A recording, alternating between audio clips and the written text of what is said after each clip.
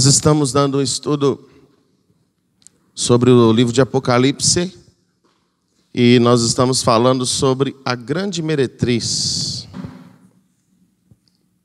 Abra sua Bíblia em Apocalipse capítulo 17 e hoje nós vamos estar dando continuidade ao entendimento desses elementos proféticos.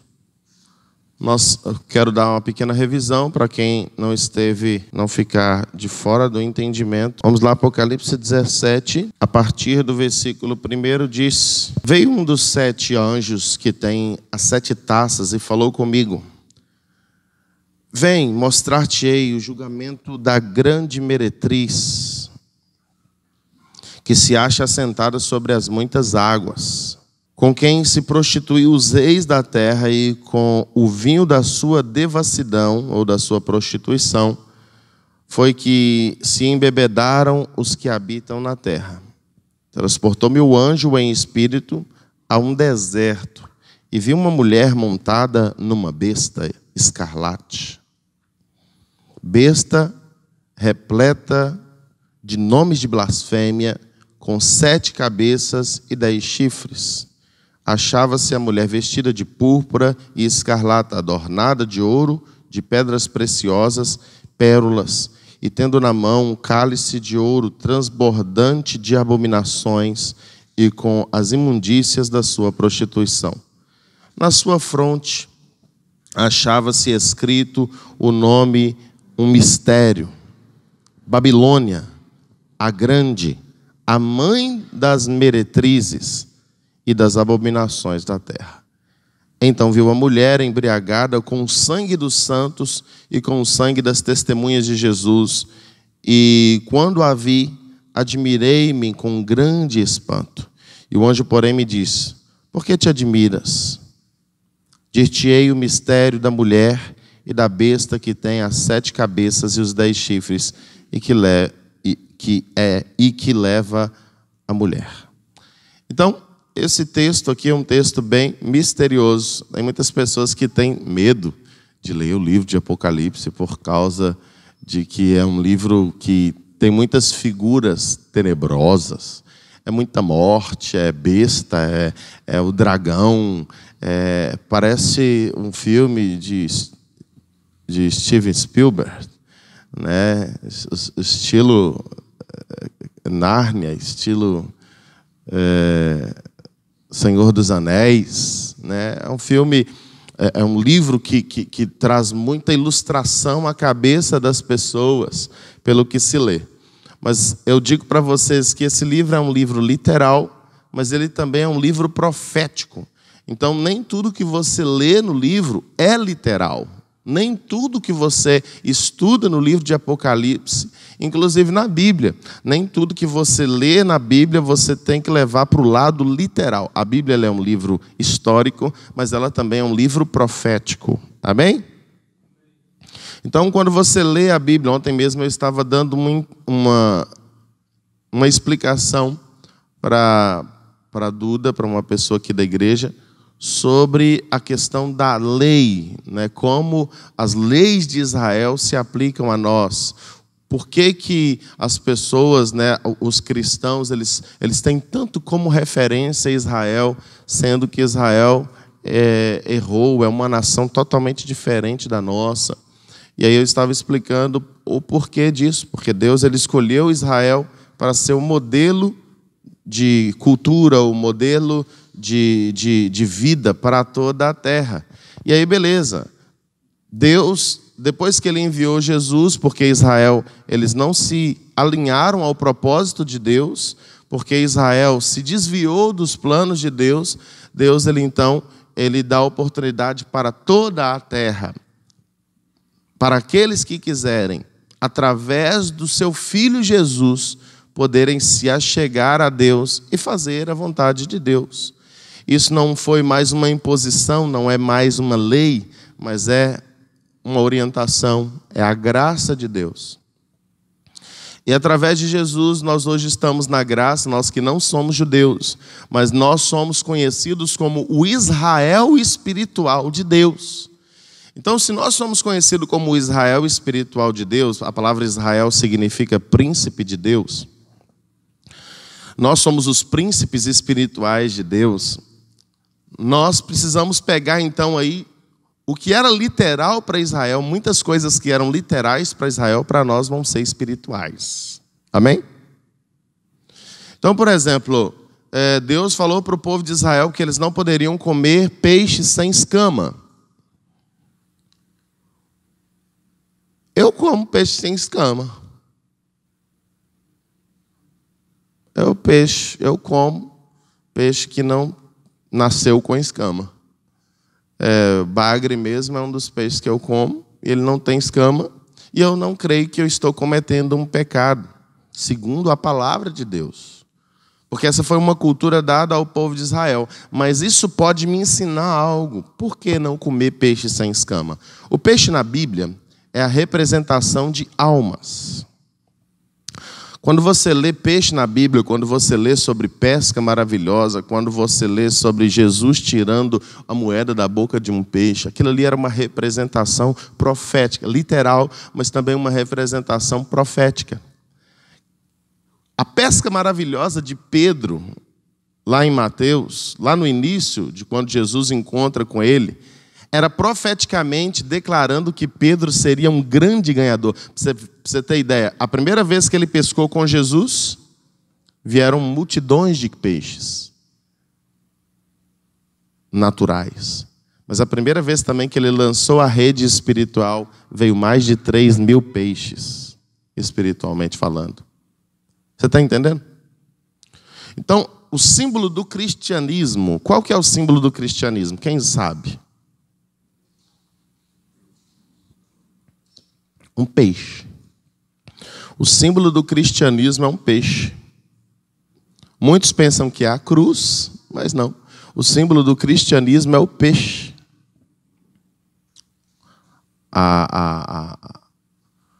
O desenho, né? O logotipo do cristianismo é um peixe. Então, por quê? Porque é a representação de almas. O peixe representa uma alma. E é interessante nós analisarmos o mundo, né? A gente pode ver Deus em tudo. Tem gente... Ela está ali atrás. Zé que está com dor de ouvido.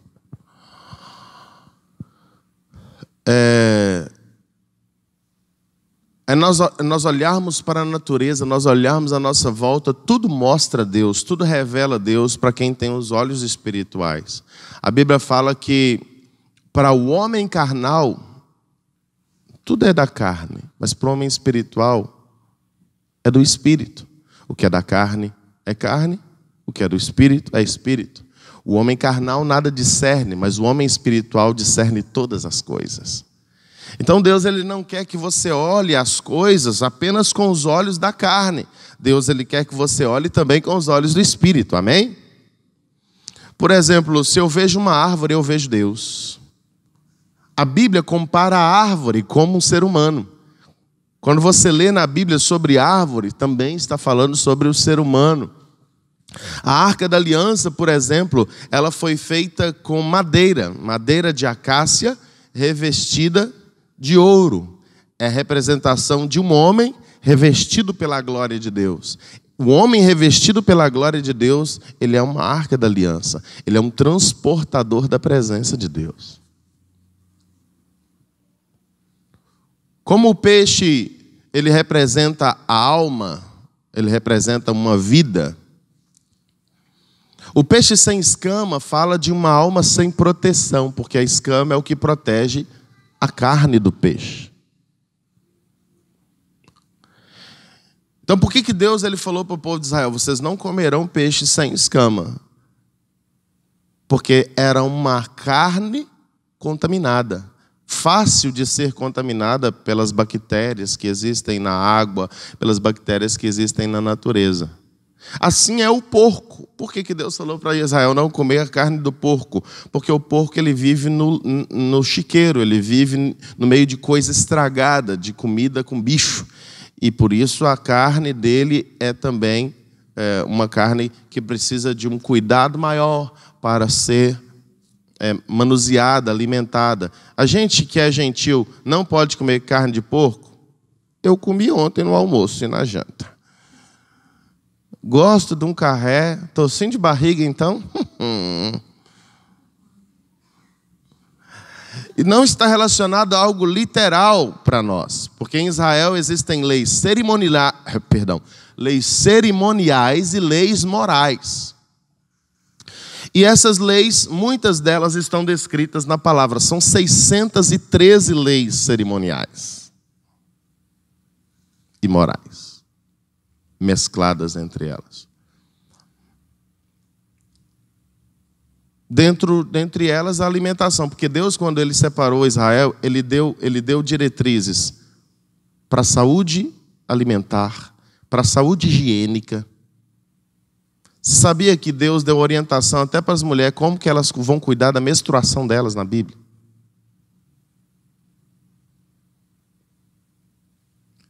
Deus deu orientação para as pessoas como lavar as mãos. Deus deu orientação para as pessoas como cuidar do cabelo. Então, tudo isso você vai encontrar na palavra. Se você ler a Bíblia, você vai achar lá. No dia que você ler a Bíblia, você vai encontrar essas coisas. Então, mas muitas coisas para nós não é literal. Muitas coisas eu posso trazer para o meu contexto de vida, uma cultura, por exemplo. Se eu não quiser comer carne de porco, eu posso. Mas não foi uma obrigação dada a nós gentios, foi uma direção dada para Deus, para o povo judeu. Mas o que eu posso aprender com não comer carne de porco, não comer o peixe sem escama? Porque todas essas duas carnes, elas são consideradas como carnes contaminadas. E assim como o peixe representa uma alma, o porco também representa uma alma. Já viu aquela famosa frase, espírito de porco? É uma pessoa suja. É uma pessoa contaminada. Em outras palavras, Deus ele falou, não tenha dentro de você, não tenha na sua natureza humana a contaminação do pecado. A contaminação da carne do porco é a representação de uma alma, de uma pessoa. A contaminação da carne do peixe sem escama é a representação da contaminação de uma pessoa que tem no seu ser a natureza do pecado, que vive no lamaçal, que está desprotegido, que não cobre a sua vida com a armadura de Deus, que não se reveste da proteção do Espírito, que está vulneráveis aos ataques de Satanás. Deus ele falou, não se alimente dessa natureza. Está entendendo?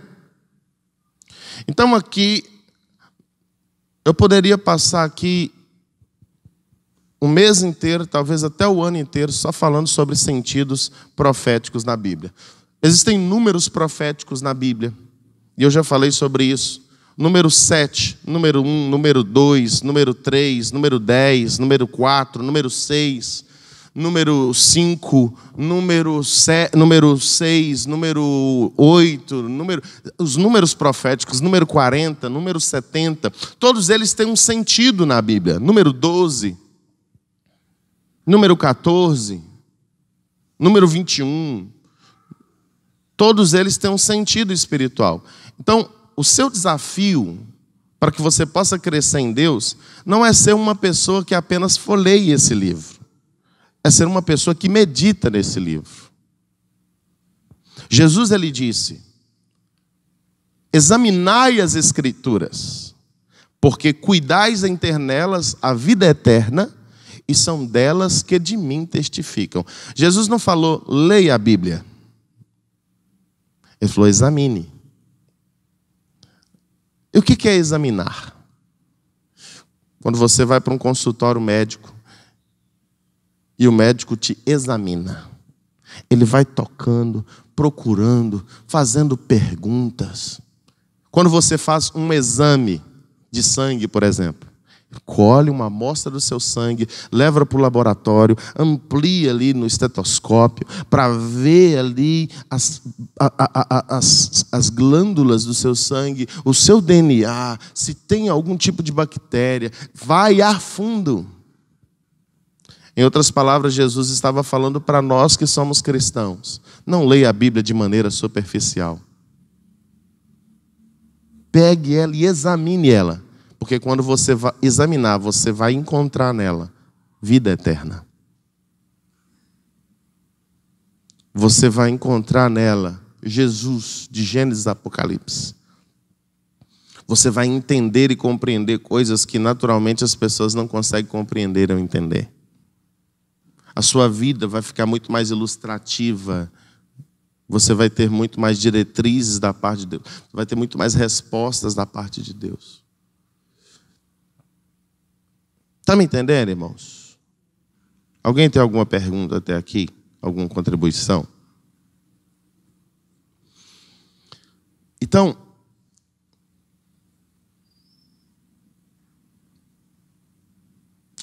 nós vemos aqui nesse texto de Apocalipse, só para estar trazendo uma tradução para vocês, esse parênteses é só para você entender, aprender a interpretar a Bíblia de maneira melhor, aprender a estudar a Bíblia de maneira melhor, não apenas lê-la.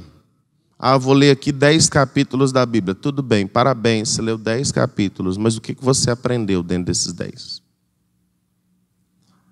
Existem duas maneiras de ler a palavra de Deus. Ler a palavra de Deus com o sentido de trazê-la para a sua mente, trazê-la para o seu interior. E essa leitura é uma leitura direta.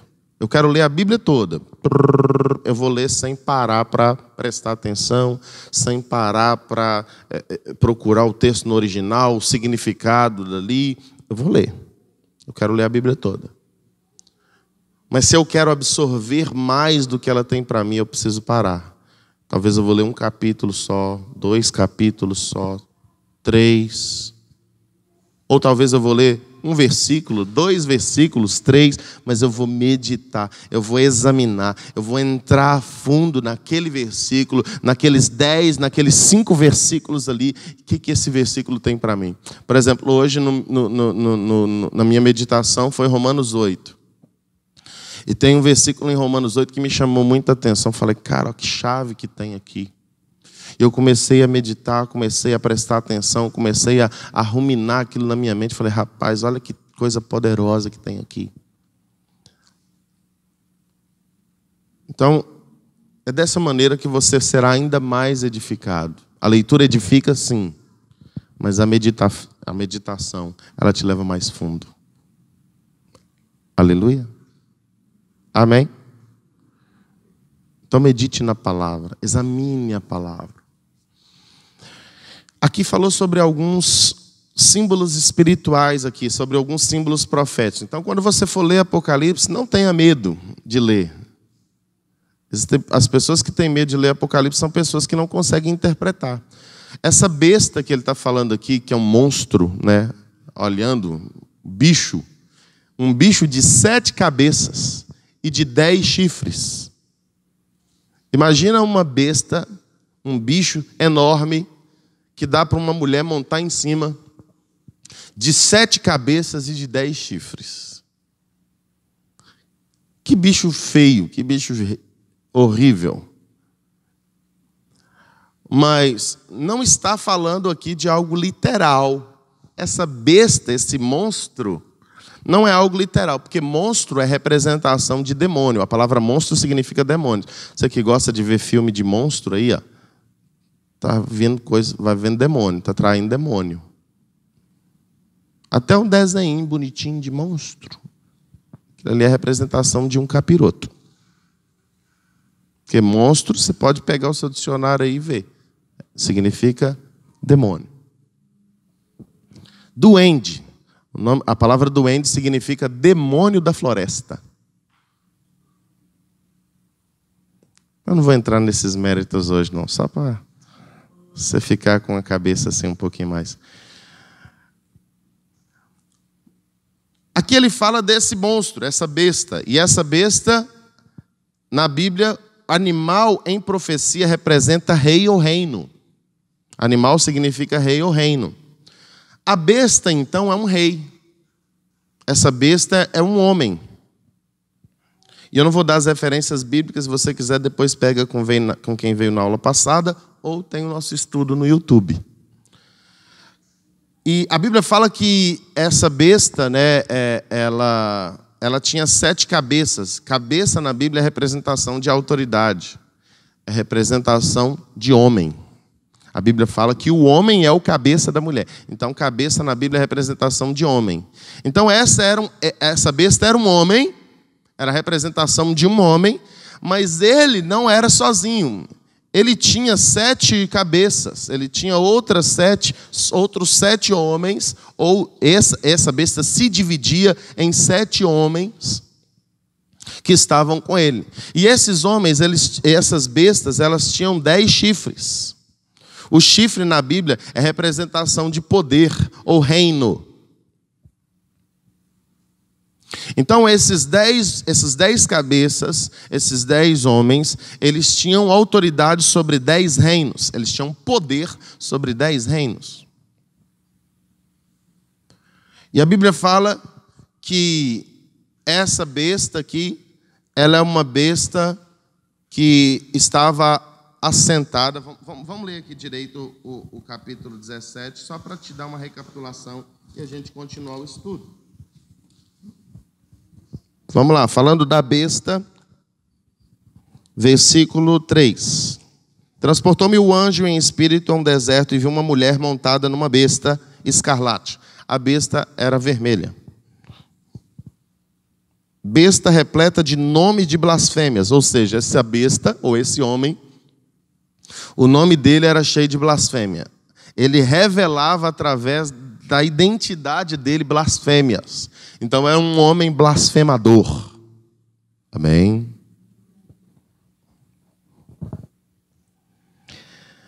Com 7 cabeças e 10 chifres. Isso aí a gente já falou. Achava-se a mulher vestida de púrpura, tal. Vamos lá para a besta. Versículo 7.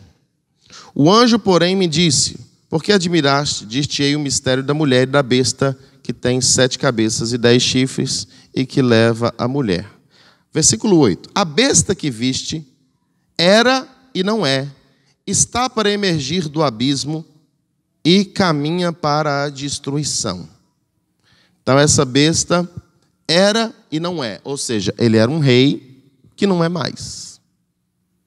E ele ia emergir do abismo. Em outras palavras, essa besta profeticamente estava morta, ou pode ser literal ou espiritual, ela estava apagada, mas ela vai voltar de novo. Vamos lá. E aqueles que habitavam sobre a terra, cujos nomes não foram escritos no livro da vida, desde a fundação do mundo, se admiraram vendo a besta que era e não é, mas aparecerá. Aqui está o sentido que tem sabedoria. As 7 cabeças são 7 montes, olha aí, 7 reinos, 7 lugares, nos quais a mulher está sentada, e são 7 reis, amém? Então, cabeça é rei, autoridade ou reino, amém? Dos quais ficaram 5. Um existe e outro ainda não chegou. E quando chegar, tem a duração de pouco tempo. E a besta que era e não é, também é ele, o 8º rei. E procede dos 7 e caminha para a destruição. Então aqui tinham 7, essas 7 cabeças são 7 colinas, são 7 lugares que representam também 7 reis. Dentro desses 7 reis, um deles o reinado dele durou pouco tempo. E um dos 7, que já não era mais, ele voltou a ser. Ele foi então considerado como o 8º.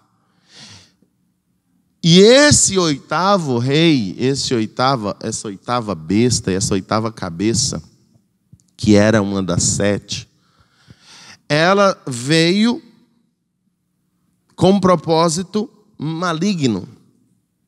Na realidade, todos eles tinham, mas esse em específico tinha um propósito maligno. Mas a duração do seu intento foi de pouco tempo. Alguma pergunta até aqui? Tá claro? Quem está entendendo, levanta a mão. Então, tá. Se você não estiver entendendo, pergunta para me ajudar.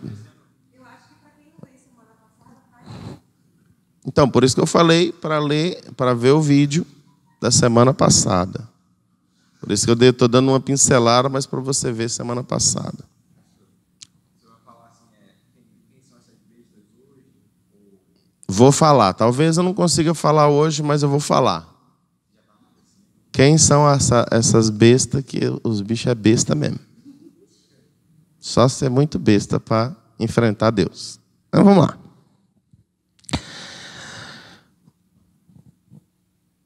Então, alguma pergunta antes de continuar aqui, irmãos? Para que você não fique perdido. E às vezes a sua pergunta, a sua dúvida ajuda o outro a entender mais. Fala, Paulo César. Então tá bom, então vamos continuar. 12. É 12? É 12 que a gente vai ler? Os 10 chifres que viste são 10 reis, os quais ainda não receberam reino, mas receberão autoridade como reis, com a besta durante 1 hora.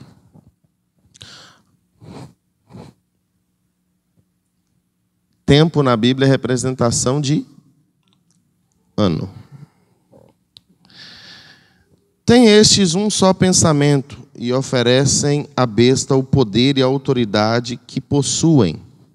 Pelejarão eles contra o cordeiro. Quem é o cordeiro na Bíblia? Jesus. Então, essa besta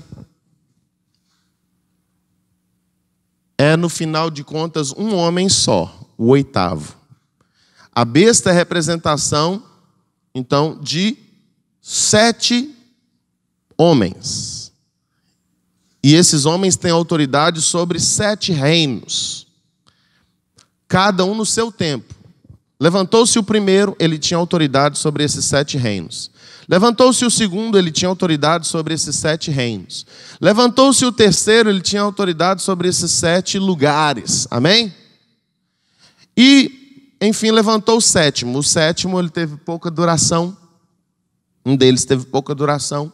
Mas aí vai vir, no tempo apocalíptico, no tempo do fim, vai se levantar novamente um dos que já tinham sido, um dos 7 que já tinham sido afastados do seu poder, vai se levantar de novo para estabelecer um governo sobre 10 chifres, sobre 10 autoridades, sobre 10 reis da terra, sobre 10 poderes da terra, sobre 10 reinos da terra. Está entendendo? E esses 10 reis, esses 10 reinos vão estar do lado da besta. Vão estar do lado desse outro homem.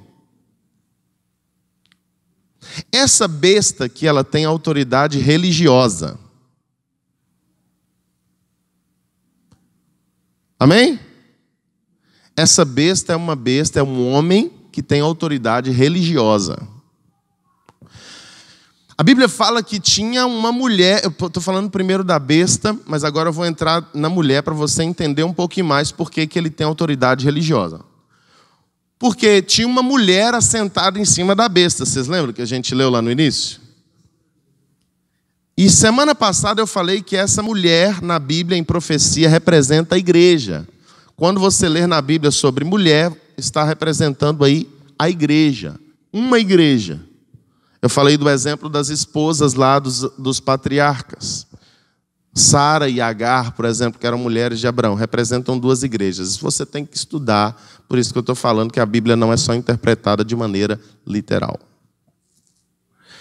Então a mulher é a representação de uma igreja. E essa mulher estava assentada sobre a besta. Amém? Então ela tinha domínio sobre esses 7 reis. assentada. O homem, quando monta em cima de um cavalo, ele tem domínio sobre o cavalo. Ele que guia esse cavalo. Então essa besta era a representação de uma mulher, que também é a representação de um espírito. O espírito de prostituição. Essa mulher era uma mulher prostituta. Essa igreja era uma igreja prostituta. E a prostituição na Bíblia, como eu falei semana passada, ela não está relacionada só ao ato sexual em si. A prostituição na Bíblia está relacionada à quebra de aliança. A prostituição na Bíblia está relacionada à quebra de princípio, à deslealdade, à infidelidade. Beleza? Então, prostituição na Bíblia é o mesmo que infidelidade. Beleza? Então eu posso prostituir, está amarrado, né? Vou dar um exemplo. Quando eu adultero, se eu sou casado. Mas eu também posso prostituir se eu, em vez de adorar a Deus, eu adoro a um outro Deus. Eu estou traindo, eu estou sendo infiel à minha aliança com Deus. Outro exemplo que é adultério, que é prostituição. Eu tenho uma amizade com Isaías. Aí, de repente, eu preciso do Isaías. A nossa aliança, ela vai demandar deveres e direitos. E aí, no meio do nosso relacionamento, Isaías quebra a nossa aliança, fazendo coisas que não agradavam a nossa aliança. Isso ali foi uma infidelidade. Eu fiz uma aliança com ele, por exemplo, falando: Isaías, você vai me ajudar a ministrar na igreja, no louvor. Exemplo. E aí o Isaías, no dia de domingo, ele estava escalado para tocar no louvor aqui, o teclado. Ele pega, sem me comunicar, sem falar nada, e vai tocar na igreja Assembleia. Aquilo constituiu-se infidelidade. Não porque ele foi tocar na Assembleia, mas porque ele quebrou a nossa aliança. Isso aí é considerado, diante do mundo espiritual, prostituição. Estão entendendo? Então essa mulher, que é a representação da igreja, ela é uma mulher meretriz. Meretriz significa prostituta. E a Bíblia fala que na testa dela estava escrito nomes de... Ela tinha, na testa não, no cálice que ela estava segurando, é isso mesmo? Me ajuda a pregar, irmão. Na testa, na sua fronte, é isso mesmo. Na sua fronte, na testa dela estava escrito Babilônia. O que significa Babilônia? Confusão. A palavra Babilônia vem de Babel, que significa confusão. Então essa igreja é conhecida como Babilônia. É uma igreja que traz confusão. Não apenas confusão natural, mas confusão na mente, confusão interior. Outra característica dessa igreja é que ela, a grande, é conhecida como a maior igreja do mundo.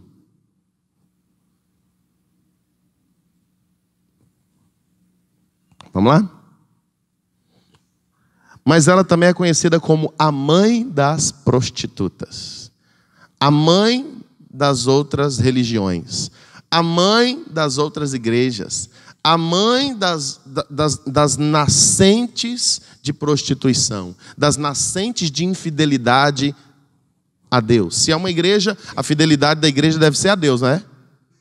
Então, se essa mulher era uma mulher prostituta, em outras palavras, ela estava quebrando a sua fidelidade com Deus. Ela estava sendo infiel a Deus na sua adoração, no seu serviço como igreja. E ela também era considerada como o exemplo, a mãe de todas as outras igrejas que são infiéis a Deus. Beleza? Está entendendo? Está entendendo? Vamos lá. A mãe das abominações da terra. A mãe não. A mãe das abominações da terra. Abominação é tudo aquilo que é reprovável diante de Deus. Então essa mulher, essa igreja, ela dominava sobre a besta. Ela controlava, ela que guiava, ela que direcionava. Esse espírito é ele que direcionava esse homem.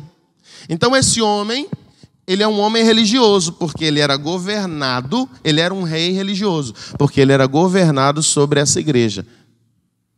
Ou tinha governo sobre essa igreja. Está me entendendo? Captei vossa mensagem. Esse homem era considerado então a besta.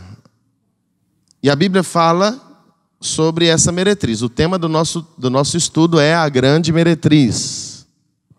Amém? Perde não, irmão. Estou tentando fazer o mais lúdico possível. Mas se você tiver dúvida, pergunta, por favor. Vamos continuar lendo? Versículo 14. Vamos ler de novo o 14. Então, esse homem teve 10 chifres aí, ou 10 reis e reinos que se aliaram a ele. E esses 10 reis e reinos deram autoridade a essa besta. Deram autoridade a esse homem. Como se hoje fosse 10 presidentes nos países do Brasil, do mundo, perdão. E esses 10 presidentes virassem para um líder religioso e falassem o seguinte: nós vamos te dar autoridade. Nós vamos confiar a você a autoridade. Nós temos autoridade sobre 10 países. E nós vamos dar a você a autoridade. E eles pelejarão juntos contra o Cordeiro, que é Jesus. Vamos lá. Pelejaram eles contra o Cordeiro, e o Cordeiro pois é o Senhor dos senhores e Rei dos reis. Aleluia. Venceram também os chamados eleitos fiéis que se acharam com ele. Falou-me ainda: as águas que vistes, onde a meretriz está assentada, diz que essa prostituta estava assentada sobre as águas, no versículo 1 aí. O que são? São povos, multidões, nações e línguas. Em outras palavras, essa igreja, essa meretriz, ela está assentada. Assentada representa governo, assentada representa domínio. Ela estava assentada, ela dominava, ela manipulava, ministrava sobre multidões de nações, sobre multidões de povos, sobre multidões de tribos, sobre multidões de raças e línguas. Em outras palavras, essa igreja está no mundo todo. Está pescando?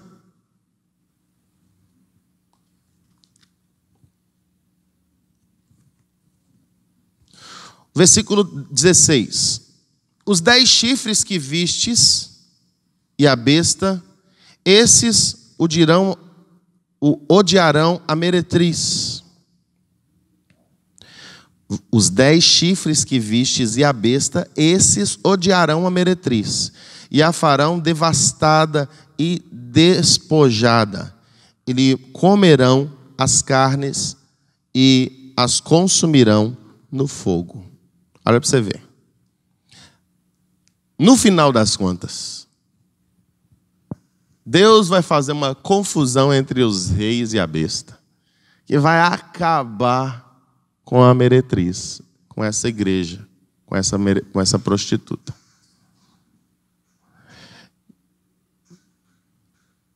Versículo 17. Porque em seu coração incutiu Deus que realizem o seu pensamento, o executem a uma e deem à besta o reino que possuem, até que se cumpra as palavras de Deus. A mulher que viste é a grande cidade que domina sobre os reis da terra. Então essa igreja, essa meretriz, além de ser também uma mulher, além de ser uma igreja, ela é uma cidade. Pegou?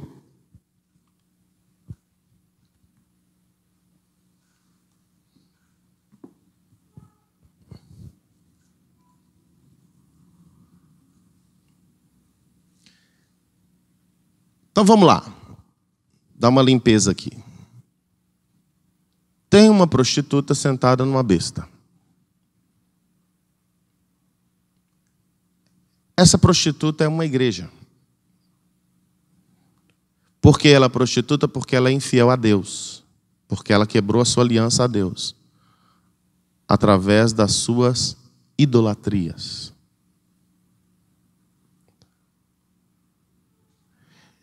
E ela está sobre muitos países, muitas nações da terra. E ela está enganando com o cálice das suas abominações muitas pessoas no mundo todo. Do meio dela vai sair um governador. Esse governador, ele vai ter autoridade sobre muitas nações. Porque como ele é o líder nessa igreja, como ele é aquele que conduz essa igreja, ele que leva essa, ele que conduz, ele vai receber autoridade não só sobre esses 10 reinos, que são os 10 chifres, que vão dar o poder literal para ele, mas ele também vai ter autoridade sobre o mundo todo.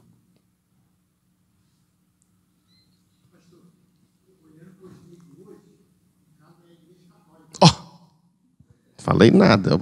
Você que pensou que era universal. Você está errado. Corta isso aí, viu, Vinícius?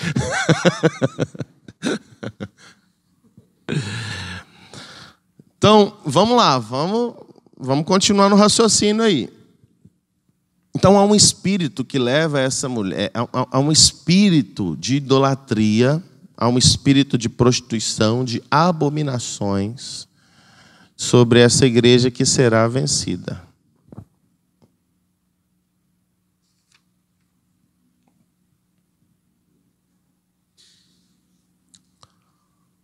Amém?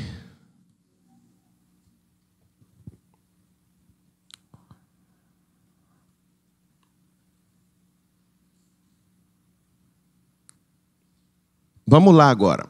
Fala que essa mulher ela ia quebrar a verdade. Daniel capítulo 7, versículo de 1 a 7. Nós lemos aqui na semana passada falando sobre 4 animais que também são 4 reinos. E que esses animais e reinos, eles iam quebrar a verdade, eles iam trazer aí o engano sobre a terra. E nós falamos sobre esses 4 animais. E o último animal, os 4 animais representavam o primeiro reino, a Babilônia, o segundo reino, Medo-Persa, o terceiro reino, a Grécia, e o 4º reino, Roma.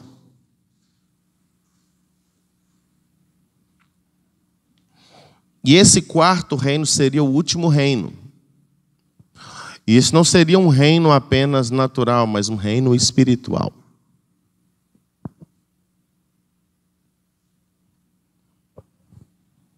Apocalipse 17, versículo 3, que é o texto que nós estamos lendo, ele vai nos traduzir que Satanás ele tem usado uma igreja, pois é uma figura de Deus na terra, para estabelecer os seus enganos, pisando na verdade.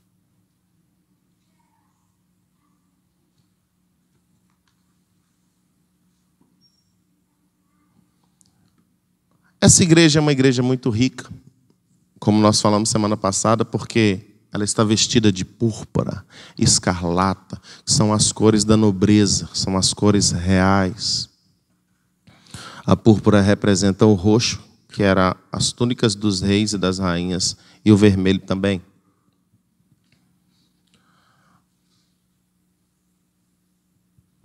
Esse cálice de abominações representa as doutrinas, está lá no versículo 4, parte B, do Apocalipse 17, representa as doutrinas, os ensinos que essa mulher, que essa igreja tem dado. E a Bíblia fala que eles são ensinos abomináveis.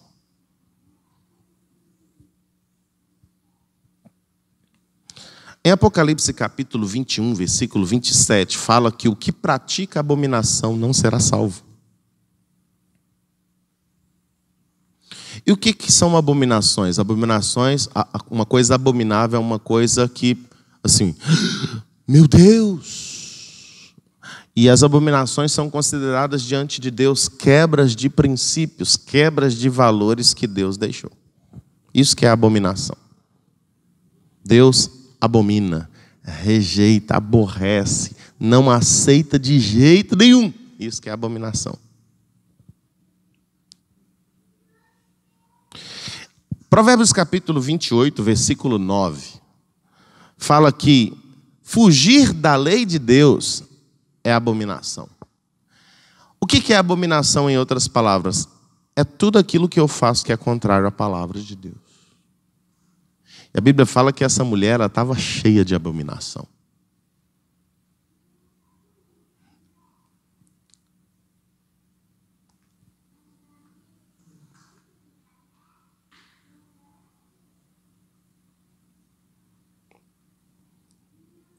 Então essa mulher, ela tinha uma doutrina, um cálice de abominação, que desviaria as pessoas da sã verdade.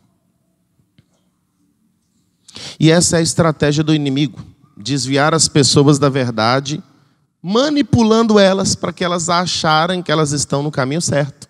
Enfim, eu estou na igreja. Nem todo mundo que está na igreja está no céu. Não, eu estou salvo, eu estou aqui falando de Deus, orando a Deus, servindo a Deus. Mas nem todo mundo que está na igreja está salvo. Porque a Bíblia diz que é a verdade que liberta. E se a minha vida não está pautada, João capítulo 8, versículo 32, se eu não estou pautando a minha vida na verdade, então eu não estou liberto. E se eu não estou liberto, pode ser que eu não esteja salvo.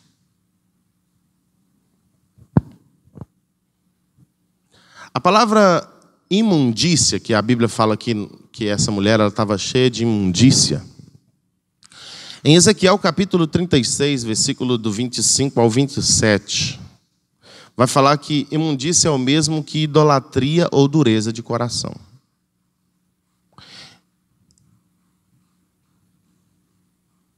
Então essa mulher era uma mulher idólatra, era uma igreja idólatra, como nós já falamos.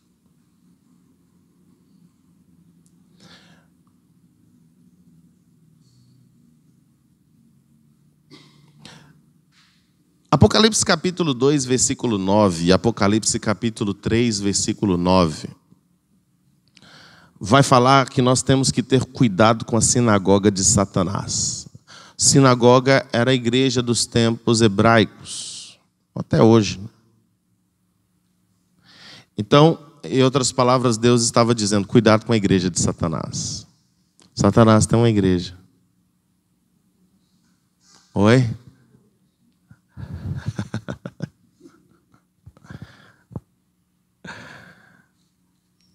Apocalipse capítulo 17, versículo 6, que é o texto que nós estávamos lendo. Você vai anotando aí, cara. Fala que essa mulher, essa igreja, ela assassinou, ela se embebedou do sangue dos santos.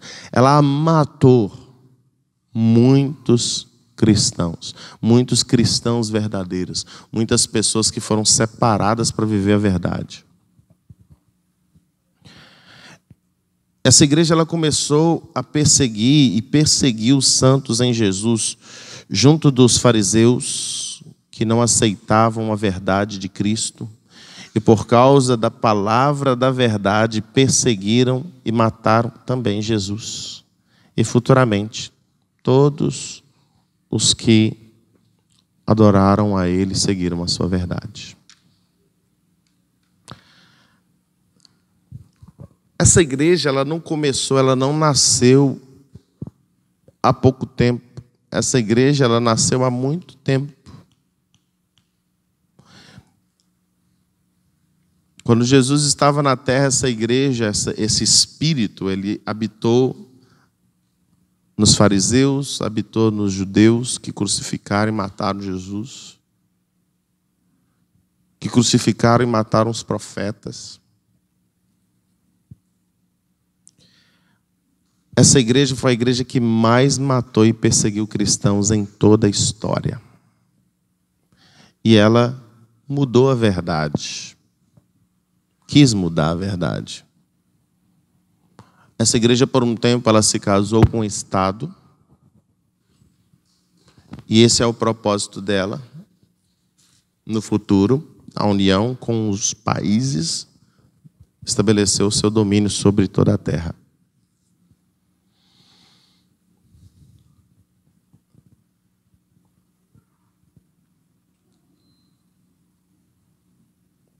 Essa igreja ela está montada no espírito de muitas pessoas hoje.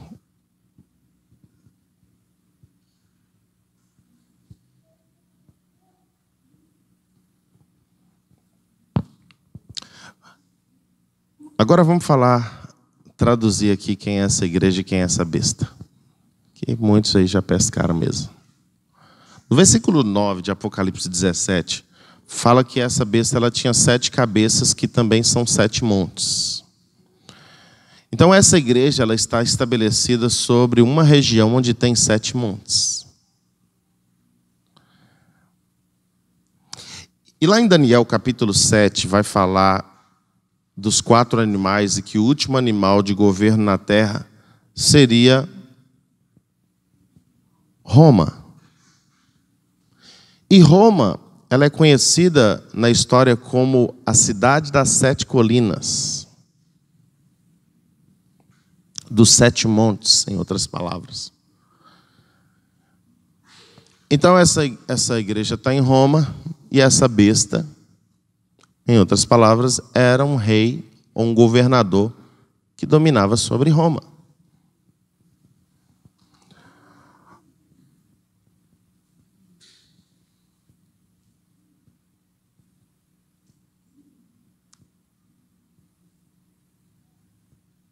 Em outras palavras, essa igreja é a igreja romana.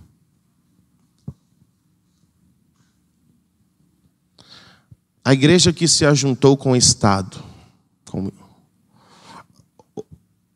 o Estado do Vaticano. O nome dessa igreja é a Igreja Católica Apostólica Romana.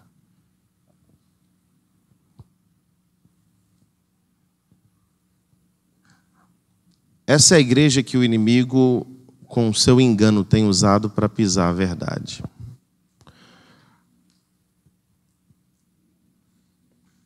E que tem afastado as pessoas da verdade absoluta de Deus e levado muitos às condenações por meio das suas práticas e de suas doutrinas.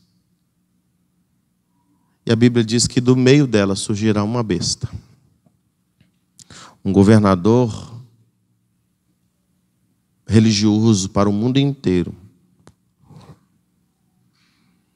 que se levantará contra tudo aquilo que se chama Deus, cheio de blasfêmias. Olha o que diz aqui em Apocalipse 18, versículo 4. Leia aí para mim, quem está com a Bíblia aberta. Apocalipse 18, 4. Ouvi outra voz do céu que dizia: saiam dela, vocês como eu, para que vocês não participem dos seus pecados, para que as pragas vão cair sobre ela, não os atinjam. Sai dela. Sai vazar dela, para que as pragas que estão determinadas sobre elas não os atinjam. Então, por que a gente deve sair dela? A Bíblia fala que as pessoas não podem ficar nela. Primeiro, porque ela mudou a verdade de Deus. A Bíblia dessa igreja ela é diferente da Bíblia dos demais. Eles ainda dizem que a Bíblia que eles têm é a Bíblia completa e que a Bíblia que a gente possui é a Bíblia incompleta. É uma Bíblia que tem acréscimos. E no livro de Apocalipse, capítulo 22, fala que ai daquele que acrescentar ou tirar qualquer coisa dessas profecias. O seu nome será tirado do livro da Bíblia e lhe serão acrescentados os flagelos descritos nesse livro.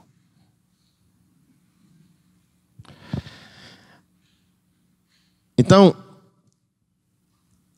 essa igreja, ela ensina a idolatria e a adoração a imagens. E por isso que se constitui infidelidade, quebra de aliança e prostituição, porque a idolatria é o mesmo pecado da prostituição. A idolatria, na Bíblia, também é considerado como o pecado da feitiçaria. Ela traz sedução, ela traz engano.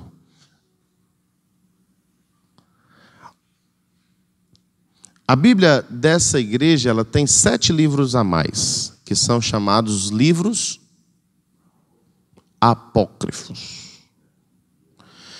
O que significa a palavra apócrifo? Quem sabe?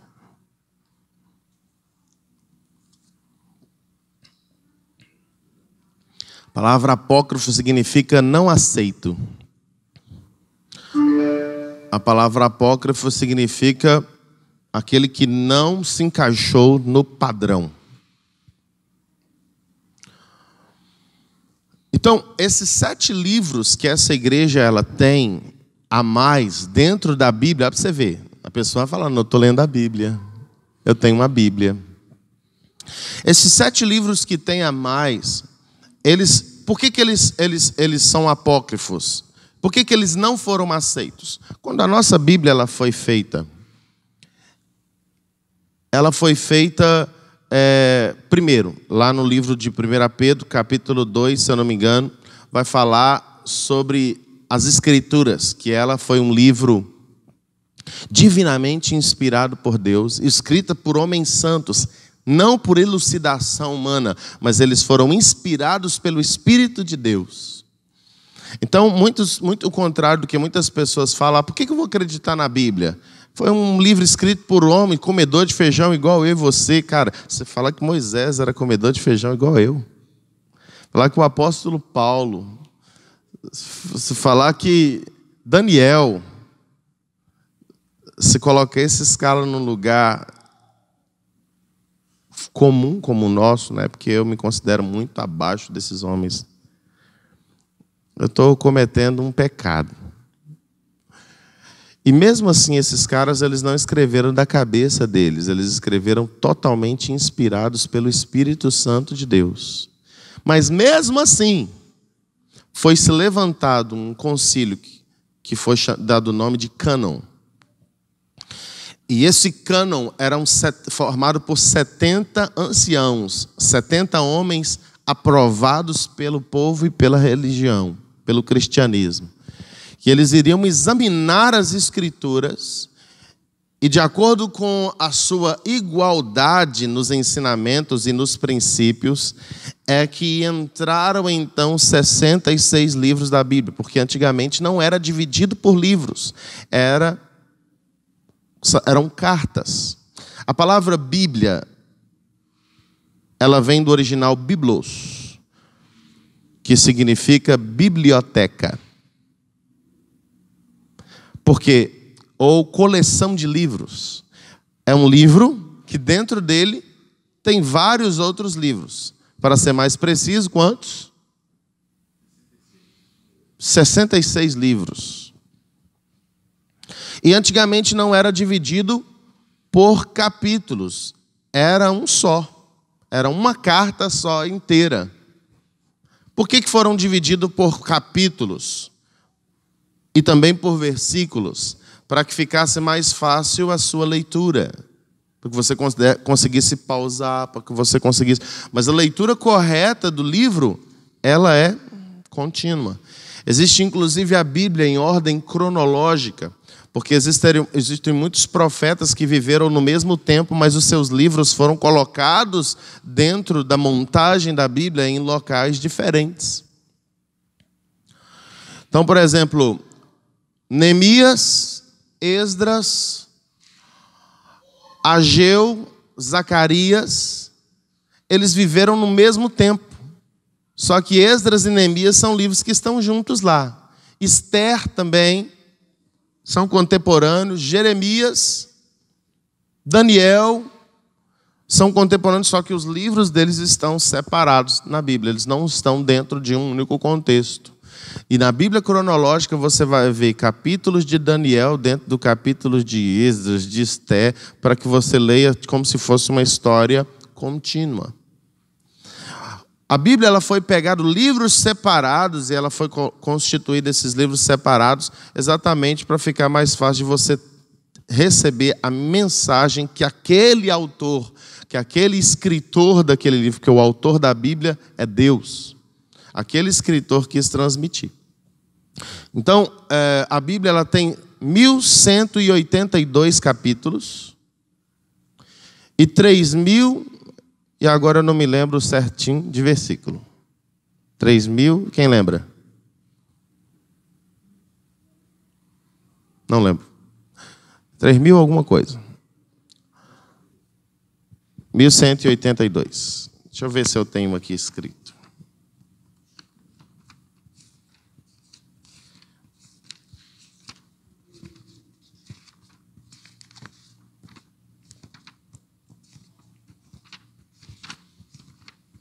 Não, não é nessa Bíblia que eu tenho escrito, não.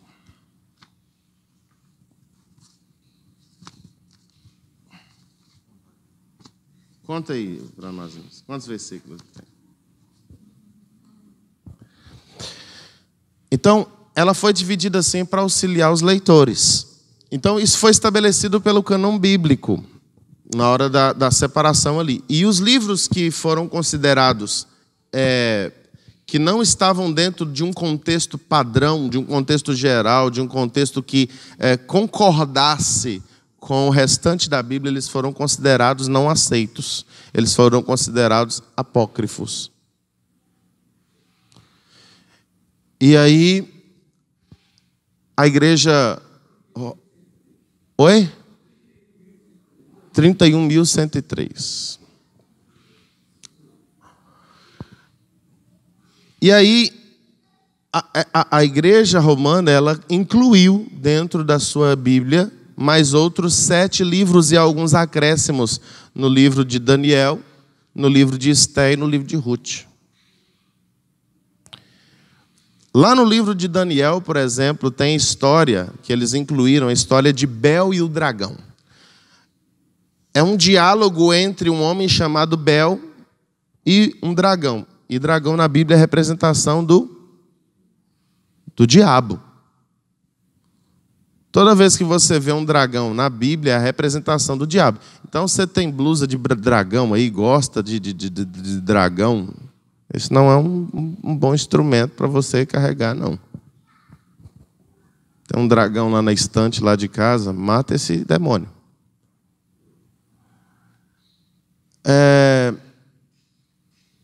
A cultura chinesa, por exemplo, o dragão para eles é um deus venerado. E lá na China, quem é crente morre. É uma igreja que adora tanto o diabo, que para eles se professarem a fé em Deus lá, morre. Vai preso, condenado à morte. Então, será que isso aqui tem alguma coisa a ver? Aí, beleza. Essa igreja romana, ela colocou no livro de Daniel a história de um contato entre o homem e um dragão, uma amizade entre Bel e o dragão. A palavra Bel também tem um nome. O nome Bel significa Senhor.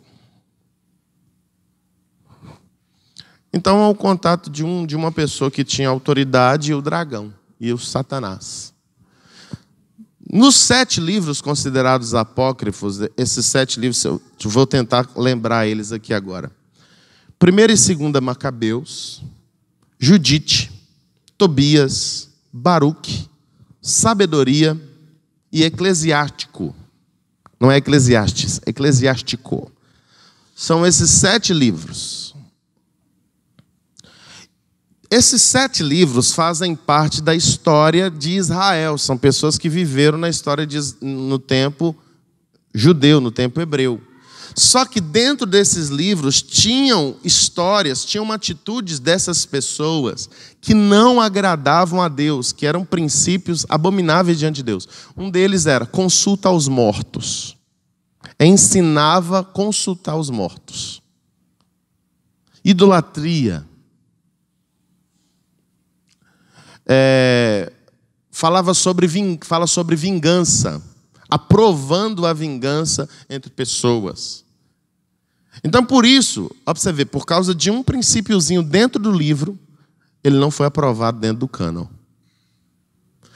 Se você pegar o livro de Macabeus, por exemplo, 1 e 2 Macabeus, para você conhecer a história de Macabeus, que foi um rei, um governante, você vai ver que é uma história que o cara orava a Deus, que o cara buscava a Deus. A vitória dele sobre os inimigos foi graças a Deus. Ele buscou a Deus, pediu a Deus para dar vitória a ele sobre os inimigos, que eu não me lembro na época quem era, os inimigos do povo de Deus naquela época. Ele orou e Deus milagrosamente deu vitória para ele sobre os inimigos de Israel.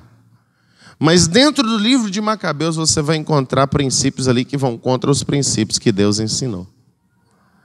Então, por isso que são considerados apócrifos. É um livro que não foi aceito dentro do cânon bíblico.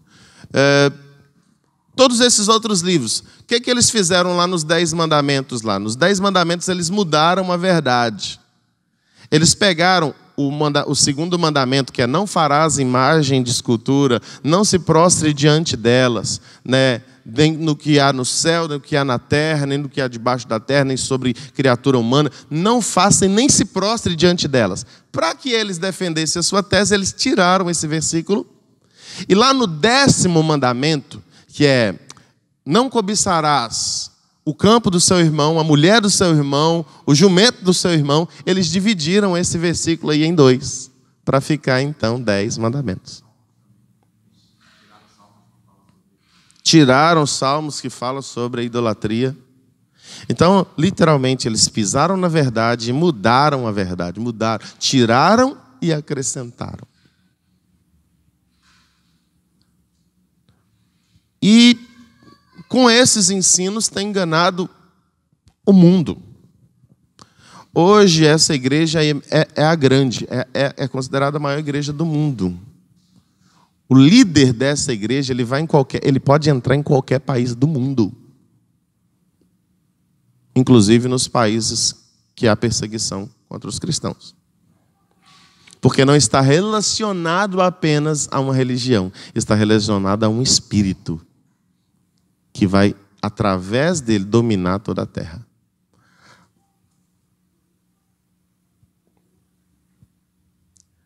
Então, esses livros, a primeira coisa que ela fez foi mudar a verdade. Por isso que a Bíblia fala, sai dela. Porque ela será condenada por isso. Porque mudou a verdade de Deus. Apocalipse 22 fala que, além de ser tirado o nome do livro da Bíblia, se a pessoa estava com o nome escrito, ainda vai ser acrescentado os flagelos que estão descritos nesse livro. A ira de Deus.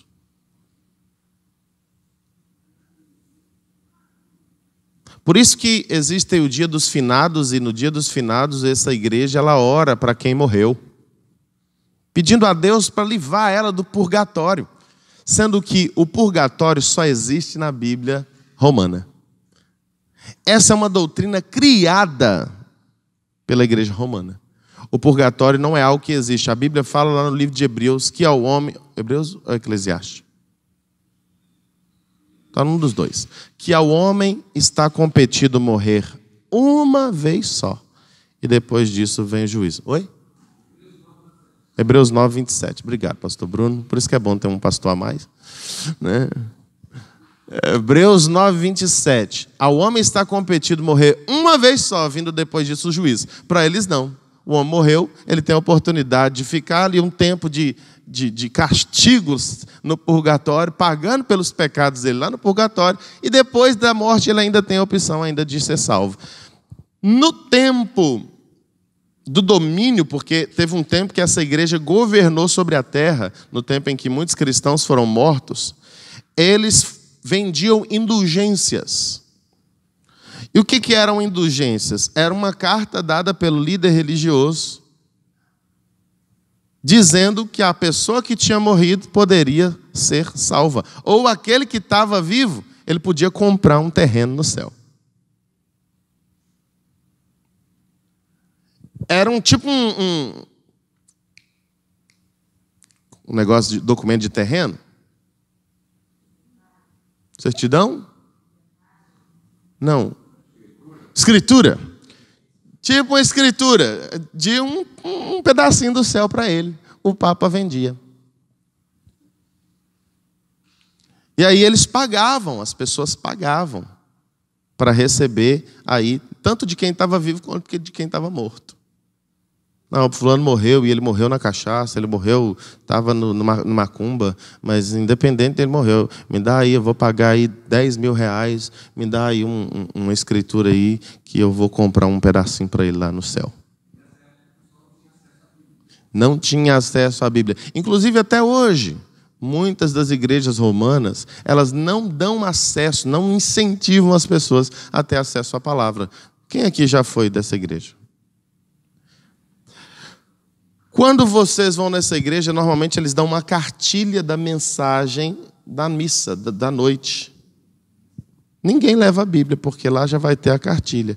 Irmãos, você acredita que esse princípio está voltando para dentro da igreja? Porque hoje em dia, são poucas pessoas que carregam essa ferramenta.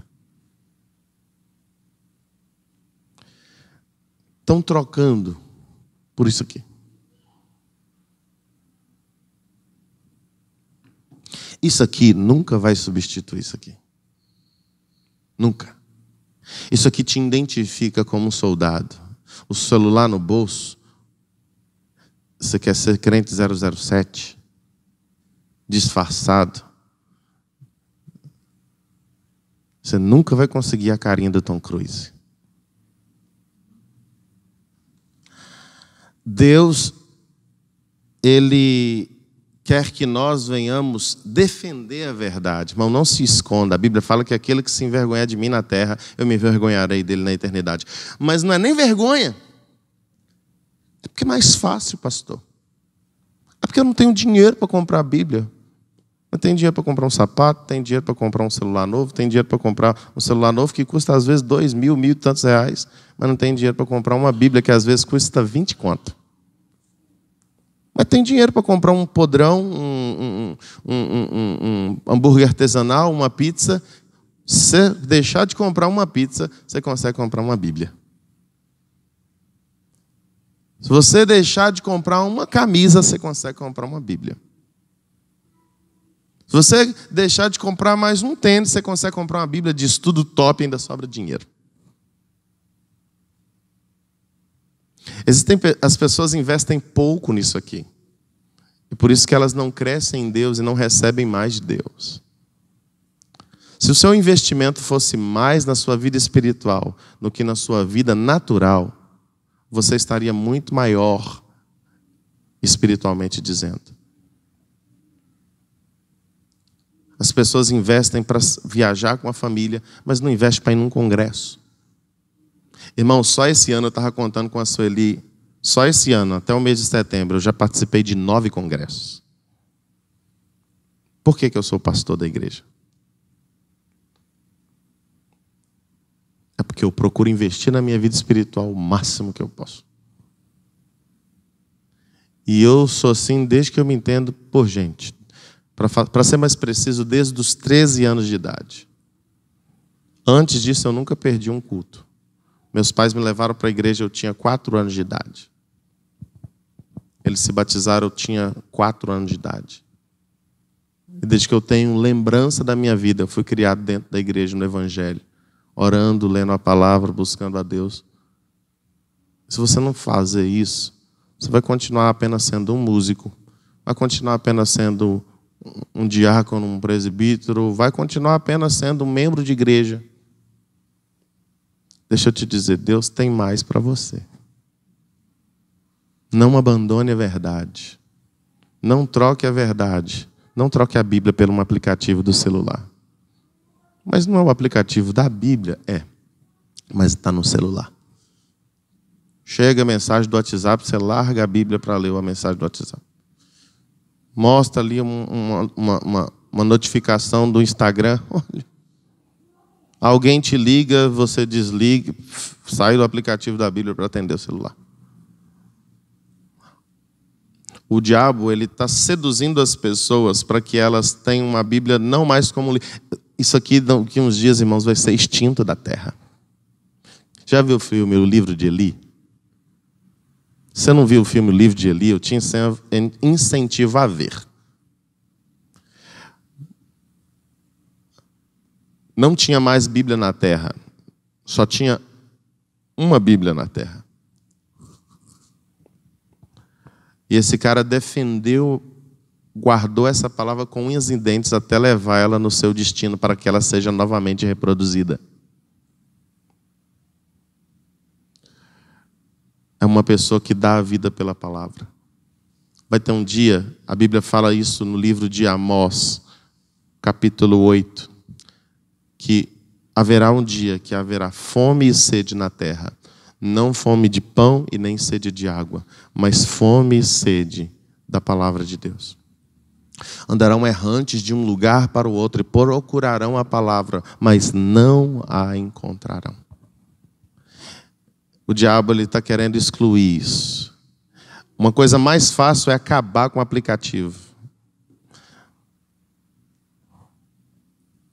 Mesmo jeito que outro dia eu estava procurando um aplicativo que eu tinha para baixar vídeos no YouTube, não achei de jeito nenhum.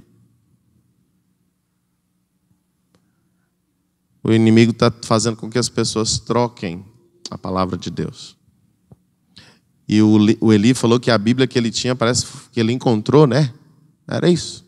Ou era da avó dele, será alguma coisa assim, uma Bíblia antiga. Eu não lembro. Mas guarde isso como um dos bens mais preciosos que você tem na vida.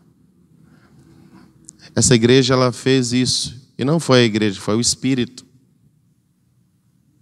Incluiu coisas da Bíblia e tirou coisas da Bíblia. Não incentivava as pessoas a ler a Bíblia assim como faz até hoje. Você precisa ler a Bíblia. Eu oro, pastor, tudo bem, parabéns que você ora, mas lê a Bíblia também. Não, graças a Deus eu oro e leio a Bíblia. Tá bom, você está fazendo bem, mas jejua também. Eu oro, leio a Bíblia e jejum. Tudo bem, graças a Deus você faz isso. E o que você faz disso, com isso? Evangeliza também. Tá bom, eu oro, leio a Bíblia e evangelizo. Então, adora. Sacrifica. Seja fiel, sempre ofereça mais de si para Deus. Quanto mais você oferece de si para Deus, mais Deus entregará dele para você. Mais de Deus você vai ter para entregar. Amém? Glória a Deus. Alguém tem alguma pergunta até aqui?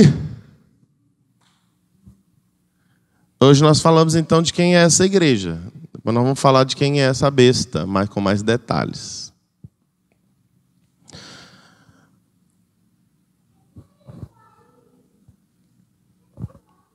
Essa igreja, em segundo lugar, ela, só para finalizar essa folha aqui, ela fala que os santos são intermediários entre nós.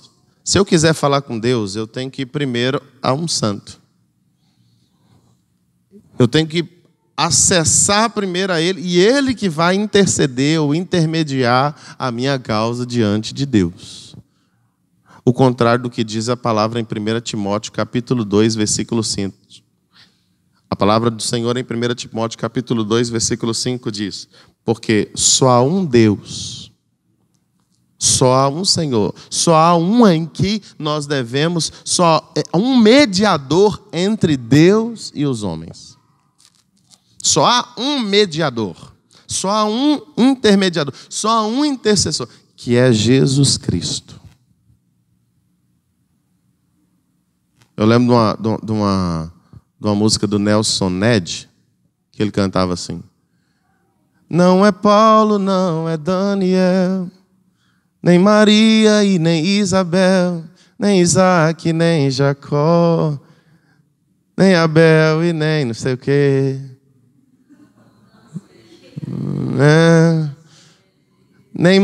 Então assim, não é Maria, não é Paulo, o nome é Jesus. O único que pode nos conduzir, nos conectar a Deus é Cristo Jesus, o Senhor. Então você que tem costume de falar Nossa Senhora, para com isso.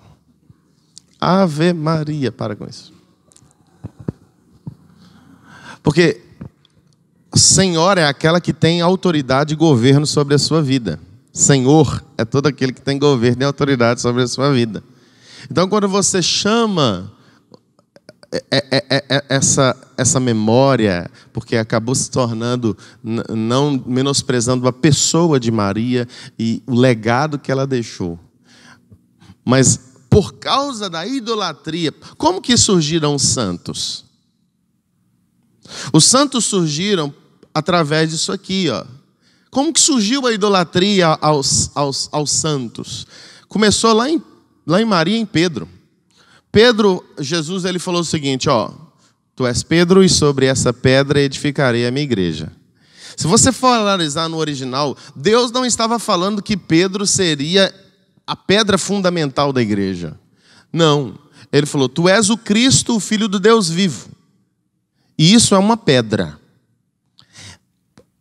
É algo sólido, é algo fundamental. Ele falou: não foi carne nem sangue que te revelou isso, mas foi meu Pai que está no céu. Por causa dessa revelação eu te digo que tu és Pedro. E sobre essa pedra, sobre essa revelação, sobre essa identificação que você teve, que eu sou o Cristo, o Filho do Deus vivo, eu vou edificar através da sua vida, e dessa pedra eu vou edificar a minha igreja. E as portas do inferno não prevalecerão contra ela. As pessoas entendem que Pedro era o pai da igreja. Quem é o pai da igreja? É Deus. E Jesus é o seu Salvador. Babilônia, confusão.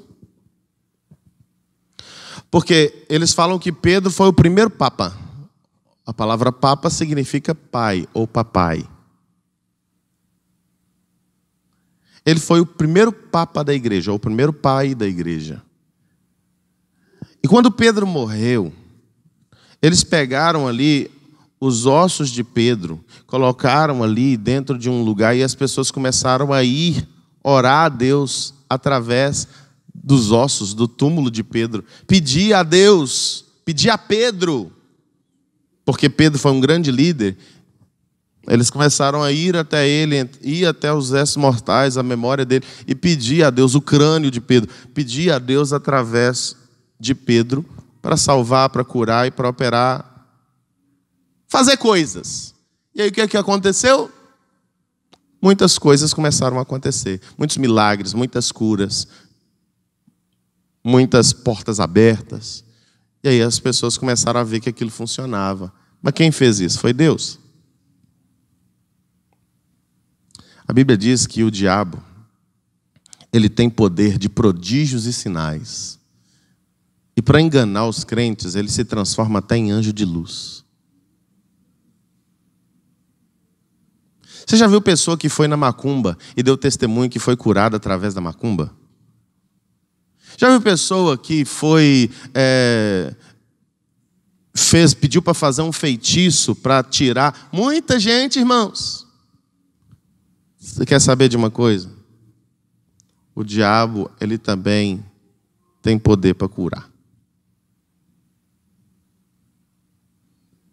O diabo também tem poder para abrir porta. Por isso, nem toda porta que se abre para você é de Deus.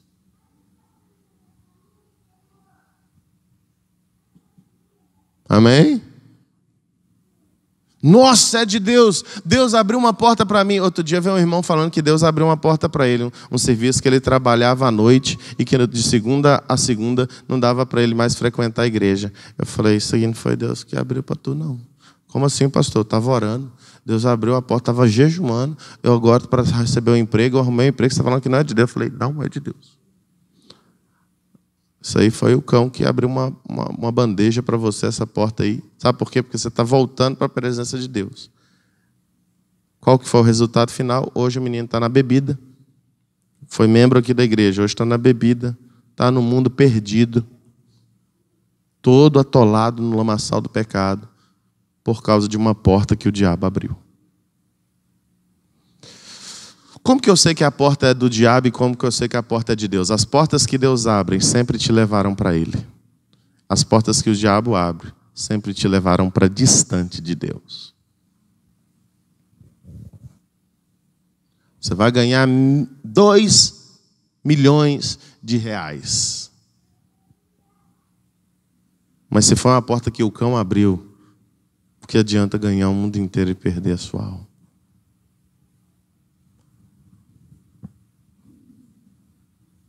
Nossa, Deus abriu uma porta para eu comprar um carro aqui. Rapaz, será que foi Deus? Então, olhando por esse lado aí dos sinais e dos milagres. Irmãos, tem gente que faz procissão com a santa na frente. Sobe escadaria de joelho e tem suas rezas respondidas. Ah, mas isso é porque Deus leva em consideração a fé da pessoa. Pode ser também. Mas nem sempre foi Deus que operou o milagre.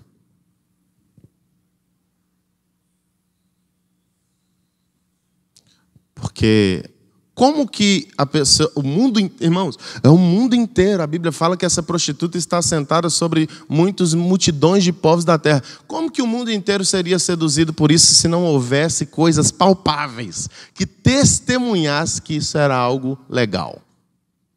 O capeta ele é tão sujo que os pratos que ele vai mandar para você são pratos que vão provar para você de A mais B que é coisa boa. Então, nós precisamos nos policiar e vigiar sobre aquilo que é de Deus ou sobre aquilo que é do inimigo para nós. Cuidado com amizades que parecem ser de Deus. Cuidado com relacionamentos que parecem ser de Deus. Cuidado com portas, empregos, benefícios que parecem ser de Deus. Jesus poderia virar para Satanás e falar: rapaz, é de Deus isso que você está falando. Quer dizer que eu não vou precisar de morrer na cruz? É só eu me prostrar e te adorar que eu vou ter autoridade sobre o mundo inteiro? Rapaz, quer dizer que é de Deus mesmo, eu estou aqui sofrendo à toa. Eu poderia ter transformado essas pedras em pão. Rapaz, capeta, você está certo. E muitas vezes nós damos ouvido ao diabo, igual Eva fez. Rapaz, quer dizer que essa fruta aqui vai aumentar minha inteligência? Eu vou comer esse negócio. Então, irmãos, a idolatria ela começou aí. Com pessoas vendo sinais de que era bom. Hoje em dia tem muita gente que não se prostra, crentes que não estão se prostrando diante de imagens de esculturas, mas tem idolatria isso aqui, ó. Dorme com isso aqui no travesseiro, acorda, a primeira coisa é olhar isso aqui, não sai de casa, esquece a chave do carro, esquece de vestir a roupa íntima, a cueca, mas não esquece do celular. Viciada no Instagram, no Facebook, no YouTube, no vídeo, na internet. Viciado! Sabe por quê? Porque o que é vício, irmão? Vício é aquilo que eu não consigo ficar sem. Vício é aquilo que eu não consigo passar um dia sem estar tendo aquele contato, tendo aquele consumo. E vício normalmente é aquilo que eu mais me dedico. Se você está se dedicando mais a coisas naturais do que a coisas espirituais, cuidado com a idolatria. Cuidado com a idolatria.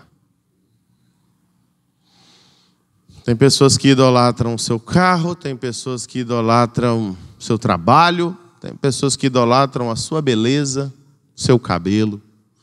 Tem pessoas que idolatram o tênis novo que ganhou. Tem pessoas que idolatram os filhos. Tem pessoas que idolatram a esposa, o marido. A idolatria ela não está relacionada somente a imagens, mas é aquilo que me traz benefícios, é aquilo que eu amo acima de todas as coisas. Aquilo que eu mais me dedico. Aquilo que eu mais dou valor. E toma cuidado para você não dar mais valor a isso do que a Deus. Porque senão se constitui idolatria. Dá uma olhada no seu celular, normalmente os celulares de hoje em dia, tem esse aplicativo que mostra quanto tempo você está passando no celular. Outro dia eu fui evangelizar uma pessoa usando, eu nem lembro quem era, falando com ela sobre o tempo que eu passava no meu celular. no Instagram, no Facebook. Eu não tenho Face, mas se você tem no Twitter, no YouTube, o que você está vendo? Vai mostrar lá o tempo que você gasta no celular. Tem pessoas que gastam mais tempo no celular do que com qualquer outra coisa. E isso tem se tornado instrumento de idolatria hoje.